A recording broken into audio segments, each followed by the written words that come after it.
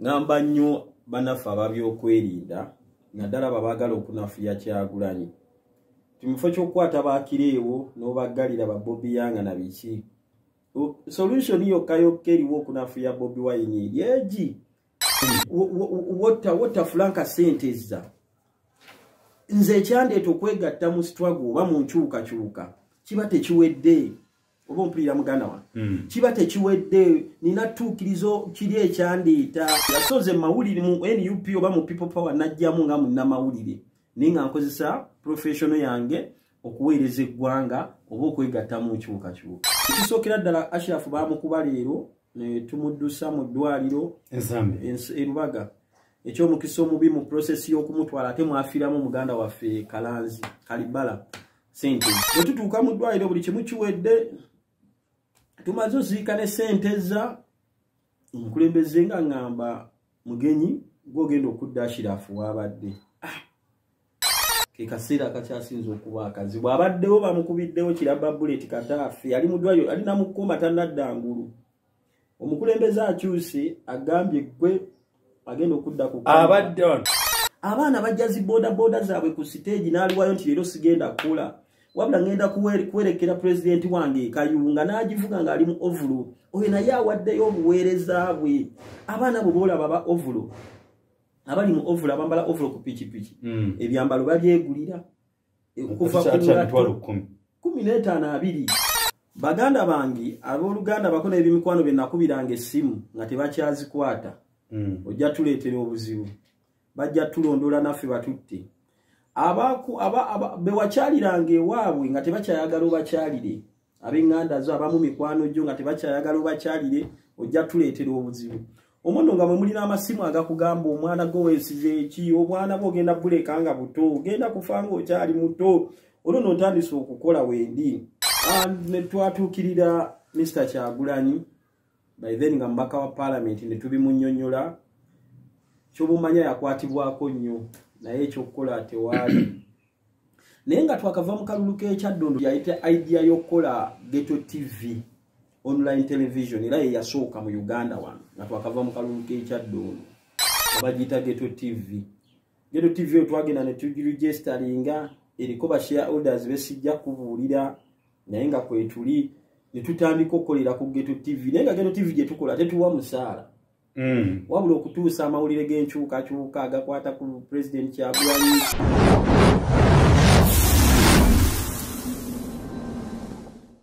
Alright, a very good afternoon, good evening, good night. Mafuzem tia abatura mwenda wana flash on the television. Tubazo mkama nti fetchali balamune abatusinga sente, abatusinga okunyirira, abatusinga nebitamanyi bibakwatako bafadde tebaliiwo. Of recent no inde konti mtono buno yafudde onako olwajjo naye Katonda amusaasire nabonna abali malwaliro tusaba Katonda asobole okubasusa obulwadde obaluma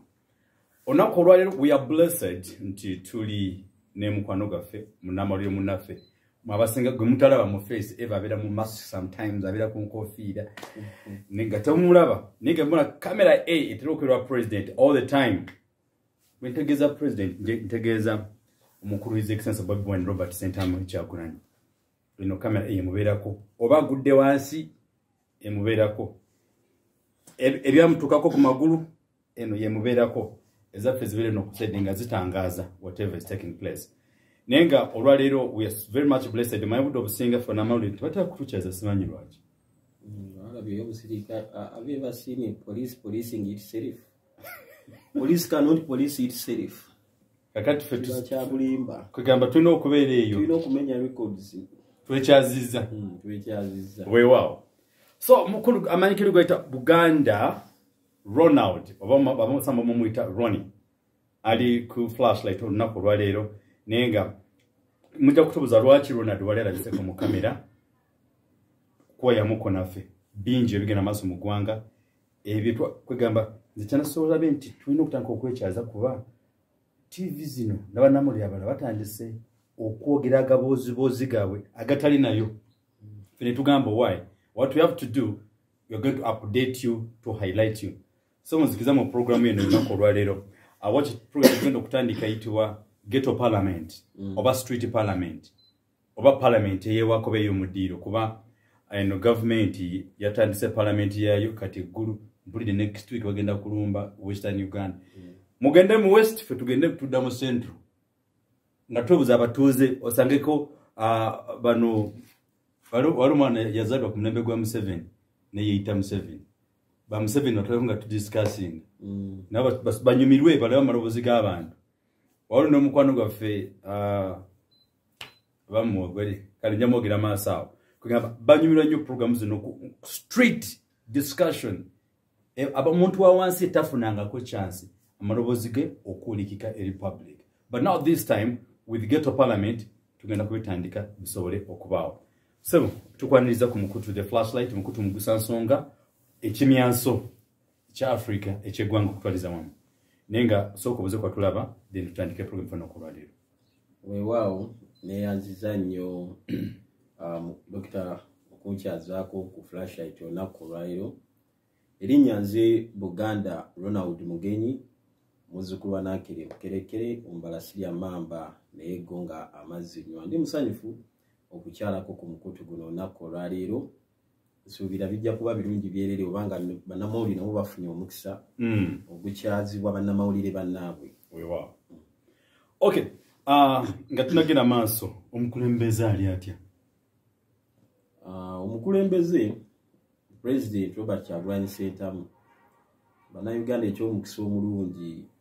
nti ye talina bulamu bukusike bye mulaba naffe bye tulaba so obulamu bwe mulaba bwalimu era bwe bulamu obutuufu bwalimu byayogera emisana era byayogera n'ekiro teriyo kya kikusike kyosuubira nti yayogedde kyoyinza kumbuuza nti yakoze atya byolaba by'obulamu bwe bwebwo byayogera emisana byayogera ekiro so teri nnyo kyamaanyi mpozi ng'oba togoberera ku mitimbagano nga tobaako mawulire nga tobaayo gwayinza okumbuuza president ali atya okay kale ono Buganda Ronald gwe mulaba tiyagase tumulya kiboko tuzigabana kandi saba tuzitukuba ebivumo byonna bye tubifuna kugamba buli kimu tusharinga so n'olwensonga eyo mabana abantu bazibu tugamba buli kimu tusharinga bazi okulooza n'omusa tusharinga kale so n'olwensonga eyo tuli mu sikuwayamu we are highlighting we are updating the world biki ebigera maaso mu ggwanga naye nga tunagenda awo nibabuuziza ku batulaba naye abatulaba bababuuzizaako mbabuuzizaako naye muli mutya mbalamusiza abayisiraamu assalamu alaikum warahmatullahi tabaara wa barakatu ate ab'enzikiriza ya Kristo Mukama mulungi ekiseera kyonna omukama mulungi ate era nga zembeera ze nga tugamba weewaawo nange mbabuuzaako mwena abanyoro n'abanyoro kati munaire muta musibire muta mugebale basoga bagamba bamuna mukodeyo naye nga butwatwala biseera bingi tugamba East Africa habari zenyu nabatuddamu bagenda okutuddamu kakati twetaaga kubuuza who is Buganda Ronald gwe ani watandika otya oyingira otya kwegatta ku mukulu Robert Ssentamu wamutandika otya olw'okulaba kaneste yakuba gundi ono mukwano gwaffe Kasirye nakulaba ko juzo ne Masaka bakuba ebyasi gino gamba nange mukama wange nja kwerako naye ngolemeddeko so producer ajja kutweza those pictures nga tubalaba that moment ng'oli wali bakwata wano ng'oyimereddeko oli woti kugamba ng'ogabana tiyagasi n'omukulu kyako n'omusala mugabana kale gentandikira weewaawo Dr. Mbuuziza nzaani nga we nababuulidde erinnya nze Buganda Ronald Mugenyi ebiseera ebisinga mbeeramu nkoofiira ne masiki wemba nkola emirimu gyange bagamba enkula y'omutwe nkuwa ensala yaago so ebiseera ebisinga mbeeramu nkoofiira mufunye omukisa abantu ba flashlight okundabako nga siina nkoofiira Mugenyi ndi musajja Muganda nzaalibwa wano mu Buganda nzaalibwa omwami Samuel Kavulu mugenzi bamuziika Kalule Bulemeza ku kyalo Mpande ndi mutabani wa Nanteza Agnes naye mugenzi bamuziika Kalule Buleme bamuziika Nakwero mu Wakiso ndi muzukulu Lewodasio Kitaka bamuziika Kalule Bulemeza ku kyalo Mpande ndi muzukulu wa Eseri Namugenyi bamuziika Kalule Bulemezi ku kyalo Mpande ndi muzukulu wa John Sebana Kizito bamuziika Kalule Bulemezi wagalamidde ku kyalo Mpande. Nasoma mawulire era bwetyo nenga kola mu lupapula lwa Bukedde okumala emyaka 6 okutuusa jje byabalamu we nafuna force leave okuvaayo ate nengenda maaso n'okukola ne NUP by then yali People Power. Vision Group nvaayo ntya His Excellency Robert Kyagulanyi Ssentamu yesimbawo mu Kyaddondo East ng'omubaka wa Parliament. Everything was okay nga bitambula bulungi era ne tukola amawulire nga akolera mu Bukedde by then naina mukwano gwange bali bamuyita Shiraf Kasirye nga akolera mu New Vision naye kitugatta nti twaza Vision Group. Vision Group ina branches nyingi Obukedde olupapula Bukedde TV, New Vision, Radio 1 n'emikutu emirala mingi. So nga tukola obuzibu n'obuzibu bwajjira okuwumula Vision Group Bobi Wine kutandika kulamuza kifo kya bukulembeze bwa ggwanga ne tusigala nga tukola amawulire ge nga tulipotinga. So twali awo bakama baffe ne batuyita nze ne Kasirye Ashirafu ne batugamba you either work with Vision Group as a journalist of Vision Group oba mugende mukolere ne Kyagulanyi. Naye nga tewaliwo nsonga nkulu eyinza gamba nti mugende mukole ne Bobi Wine because twajjangayo amawulire nga muga reportinga ku Vision reporting waba editor baffe ku New Vision. Nendoza bagenda olaba enkolagana yaffe ne president omanyi Kyagulanyi nti omuntu gwakolagana naye ate time etuuka oba n'ofuuka muganda we oba ate n'omwagala nnyo ndowooza ne kigaana. So ne batugamba batuwaddemu week tugende twerowooze naye nda mukwano gwange Kasirye oyo tuba tukkirira amadala tuti n'agamba no abasajja tugende tubagambe tulizayininzi ono kasane ayakobibwa kanisa ku mutwe kuba kanisa ku mutwe ne mugamba tugenda kulyawa kuba ntwale tufunawo kasente n'agamba Katonda ajja tugabirira ne tuddayo munda mu office y'omukulu we twagikonkona ati n'agamba I've given you a week mugende mwerowooza atusazeeyo tulizayininzi n'agamba kale mbawaddeyo weekend alemu mugende mukole resignation letter muzireete ne tufuluma. Sajja oyo Kasirye n'angamba tugende ku computer tutuule tuwandiike resignation. Tugenda otuuka ku computer nga password zaffe baazisibye dda which means baali baatugobadde. Mulowooza mukyali mukwegoba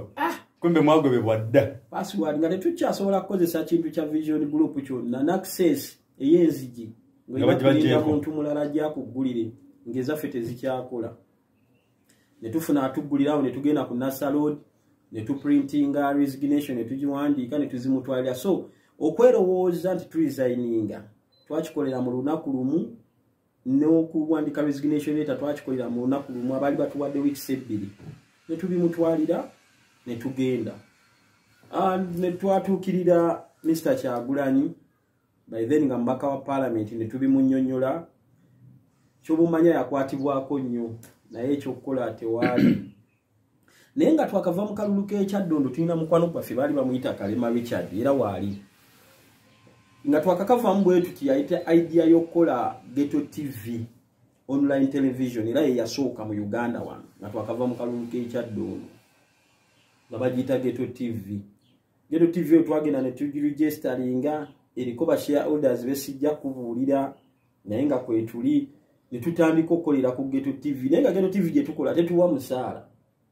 wabula okutuusa amawulire g'enkyukakyuka agakwata ku President Kyagulanyi amawulire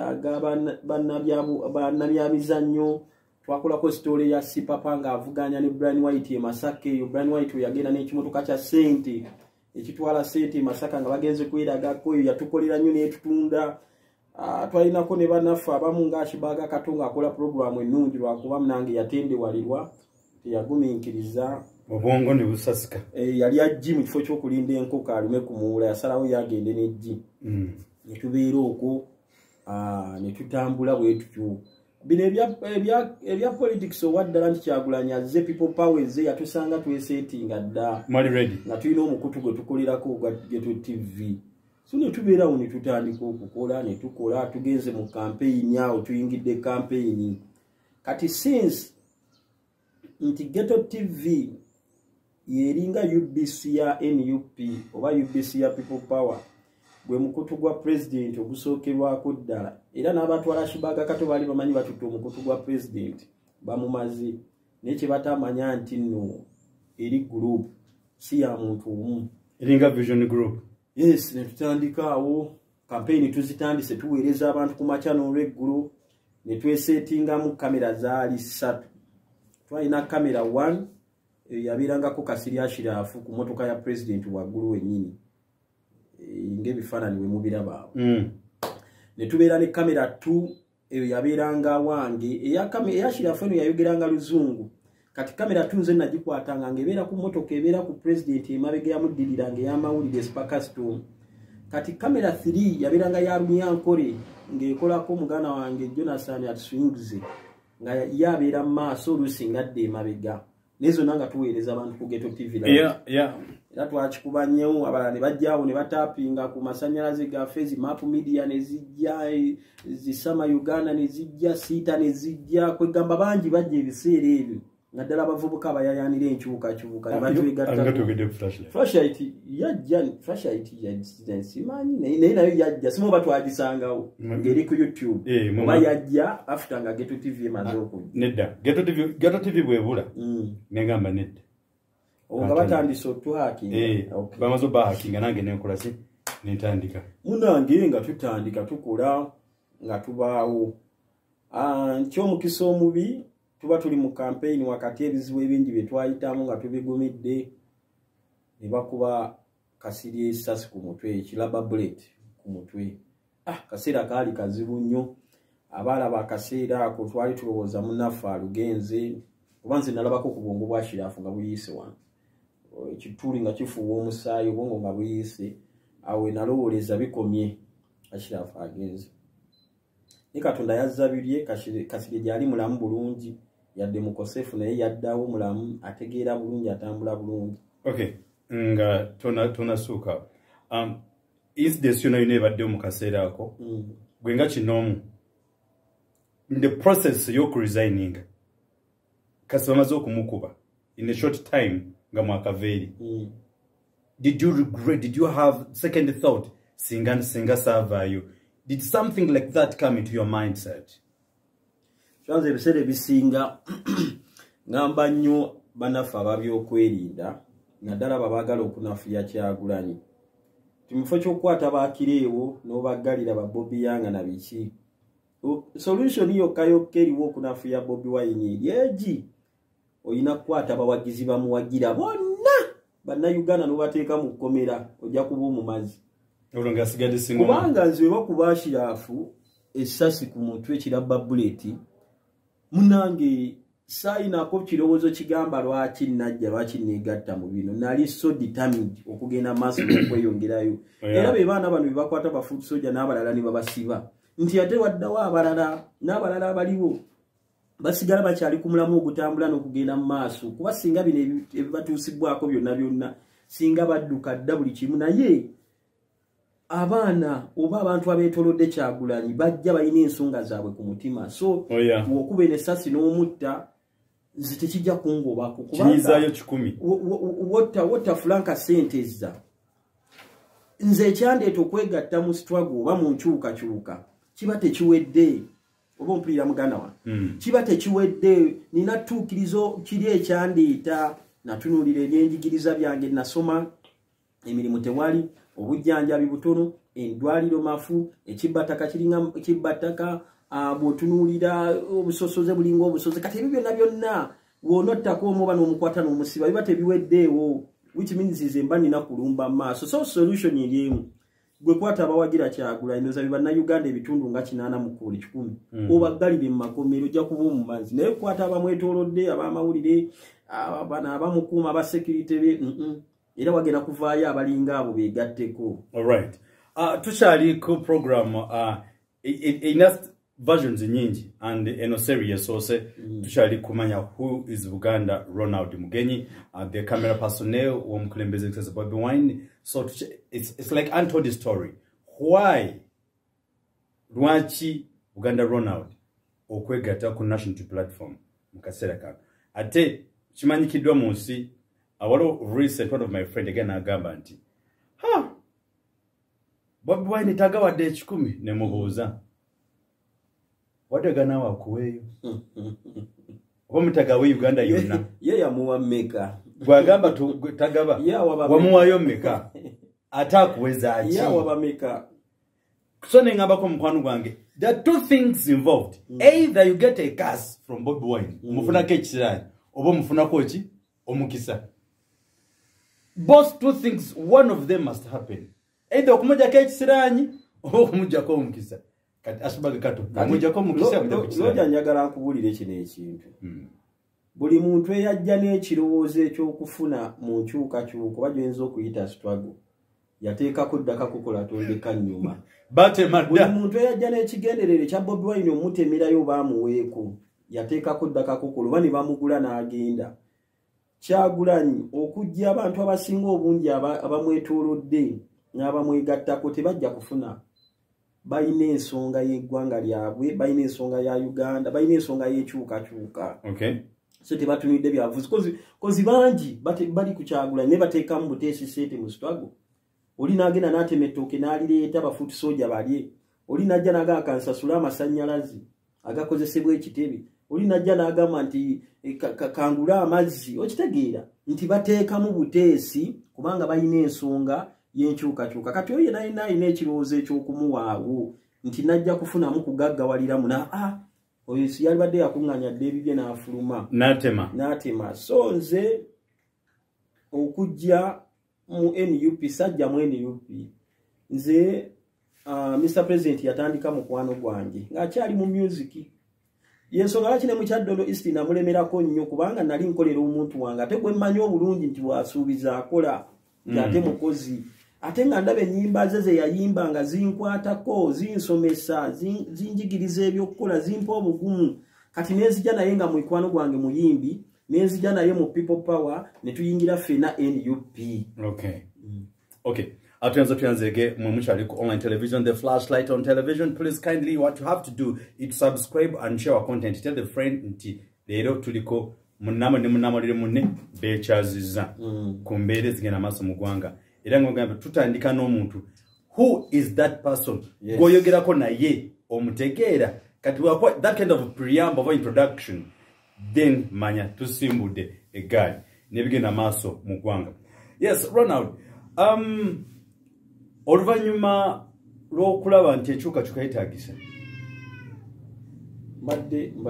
yes badde njagala dira nga kwanti enkyukakyuka yeetaagisa do you see your purpose mukasera kano kumberege ne maso mugwanga? So I want to know what was your purpose of joining National Unity Platform olwana okumanya Buganda Ronald yani yoyo kuja kuchata banyonyodde ntino oba mufumbo wali singo byasereddako. So what was your purpose? Did you fulfill your purpose okujijoininga oba you are still in the purpose?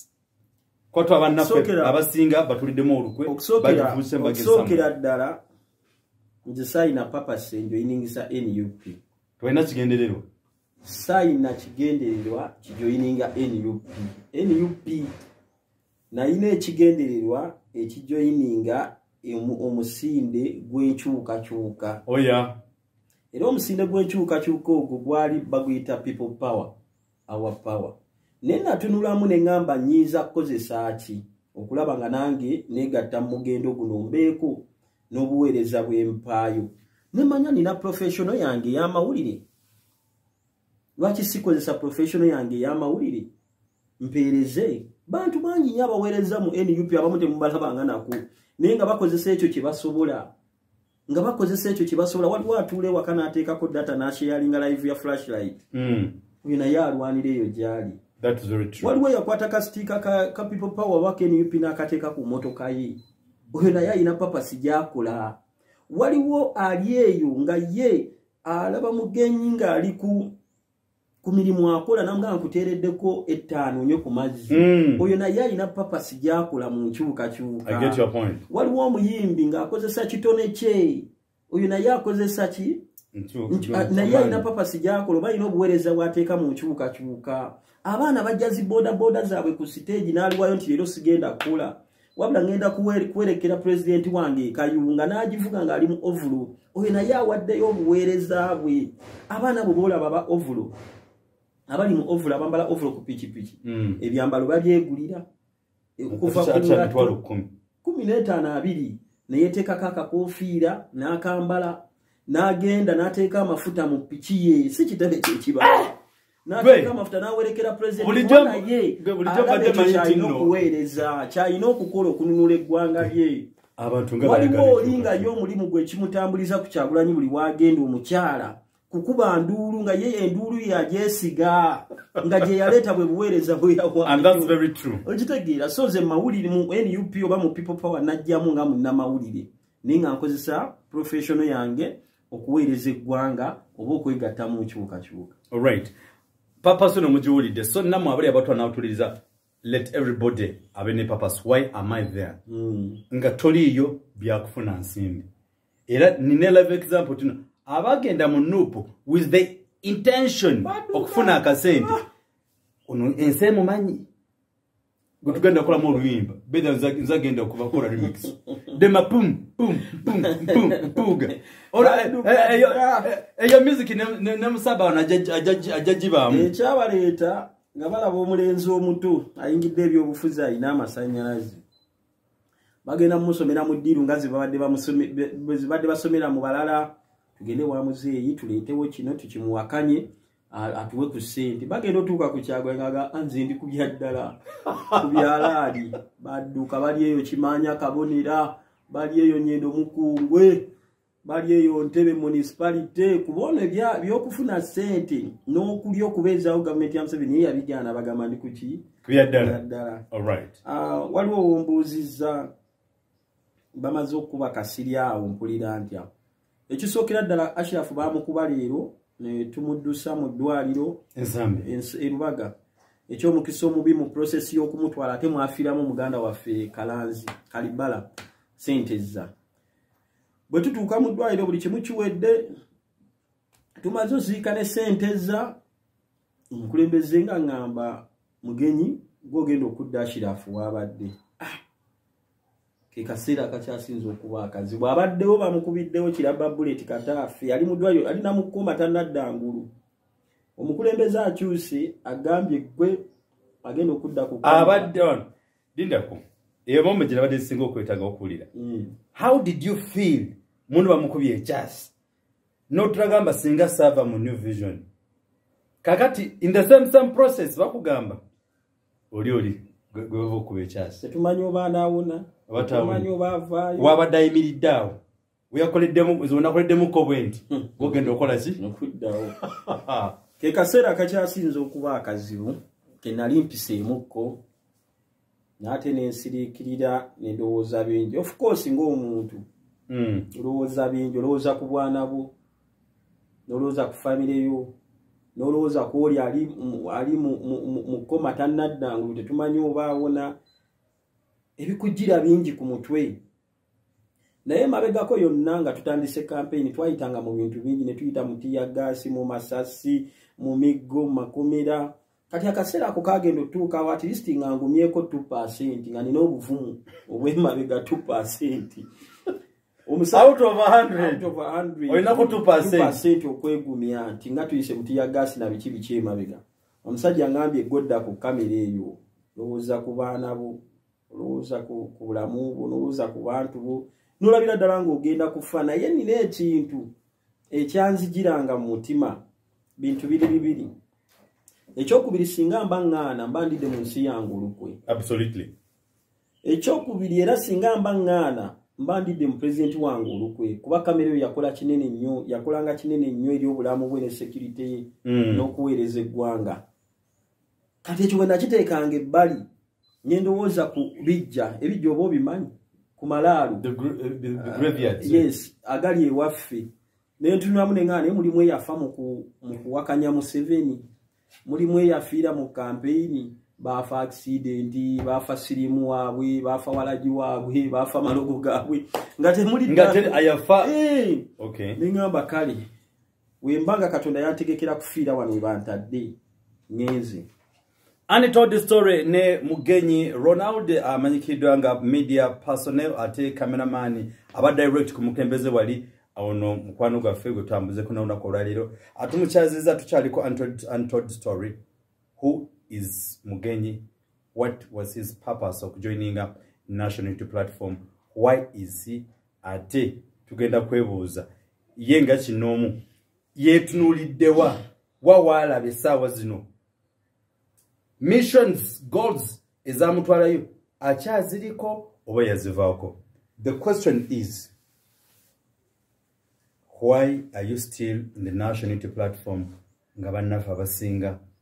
bakivudde etujja tuukayo katono ne bale yasooka tumale akagundi kano katono nyawo tujjawo wabuli wamu ansandirina njagala okubuulira olugero ngenze ku kamera ntandise okukola abooluganda bako n'ab'emikwano bakadde bange baganda bange batandise okundabawo wendi nkola nzize mu kifo kyoli yakubiddwa essasi tewannayitawo yadde wiiki muganda wange loja bwe bulamu obukyasinze okuba obuzibu baganda bange abooluganda bako n'ebimikwano bye nakubiranga essimu nga tebakyazikwata ojja tuleetera obuzibu bajja tulondola naffe batutte bewakyaliranga ewaabwe nga tebakyayagala obakyalire ab'enganda zo abamu mikwano gyo nga tebakyayagala obakyalire ojja tuleetera obuzibu omuno nga mwe mulina amasimu agakugamba omwana gwo weesize eki obwana bwo ogenda buleka nga buto ogenda kufa nga okyali muto olwo n'otandise okukola wendi munnange akaseera ako nalina kuziba matu ne mmanya nti kale ankyaye oyo ankyaye w'oluganda angobyewuwe oyo angobyeyo sikyadda before nayina edduuka lya muganda wange gwenkolako erya speya eri okushawuli yaako naye kasita natandika okukolera Kyagulanyi nzize ku Ghetto TV tutandise campaign yangoba nangamba bajja kujja banyongeze omusolo bajja kujja bangambe nti bino munange bwatyo nangamba genda nimuviira nengenda so embeera eyo teyali nyangu nnyo twasobola okubeerawo wakati mu bugubi naye nga obeerawo famire eyo yeeraliikirira baganda bo beeraliikirira ab'ekika kyo beeraliikirira kwegamba nga buli omu mweraliikirivu olwekyo ekigenda mu maaso naye twaguma kubanga twalina mission era gye tukyaliko ey'okuweereza eggwanga nze mutima ogwange nina okukkiriza nti okufa kwange kulinsanga wendi oba kulinsanga mu buliri oba kulinsanga neebase oba kulinsanga ku motoka gyendi mu kukolako ku mawulire gendi mu kukolako nina okukkiriza nti kulinsangaawo. Nze kyensinza okutyamu nti kasiri yakubiddwa ekyasi bakugambye kujjangu otuli wano taata maama mikwano gy'omukyalawo by then mama wange yali akyali mulamu ate omanya abazadde awo omutima guba tegumuliimu abamanyi anytime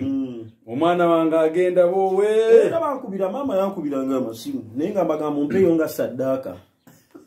kyekigambo kye namukozesa oluusi ng'agamba baganda bange oyo nayogera naye namuvaako yagamba bwati ne bwati tumweyo nga saddaaka tulinze Katonda akuume n'asaba omukazi yasoma sapule yanuusa ze zimu ku saali zantaasa paka kati nti nkyali mulamu. Okay. Ani told the story ne Mugenyi Ronald munamali munange era leero twekyaziza kuba ebigenda maaso mu ggwanga bingi naye nga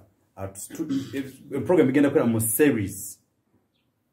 lwaleero eri okumanya Buganda Ronald yani lwakyaliwo what is his intention okusigala mu kifo ekyo